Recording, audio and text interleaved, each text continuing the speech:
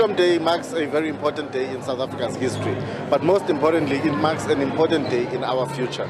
Because, as you have said, we have 29 years after democracy, but we have nothing to show for it. Students are still getting excluded from institutions of higher learning. Our parents are still waiting for their housing subsidies. People still do not have ownership of their land, and South Africans do not have economic freedom. And the message today is very simple. We can no longer afford to keep in these 29 years of a failed democracy. We need to come together as South Africans from all walks of life to fight for true freedom that each and every one of us can enjoy.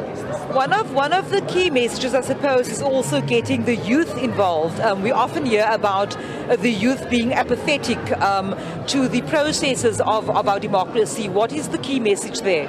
The message for young people is that we need to hear your roar.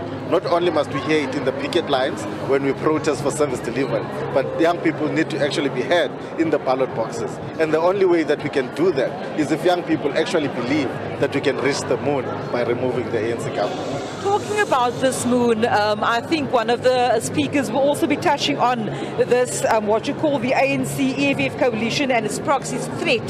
Talk to us a bit about your thinking and your views around that.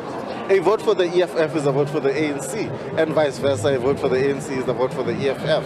What the ANC and EFF stand for is a doomsday for this country. They stand for more destruction of our economy, more destruction of jobs, more destruction of services. And as the DA leader went out and said, we invite each and every South African who believes in freedom, who believes in fairness, and who believes that we can come together and create a South Africa that all of us envision. The South Africa that your Nelson Mandelas and Helen Suzman held hands together trying to fight for. A South Africa where your kids and me can have access to opportunities.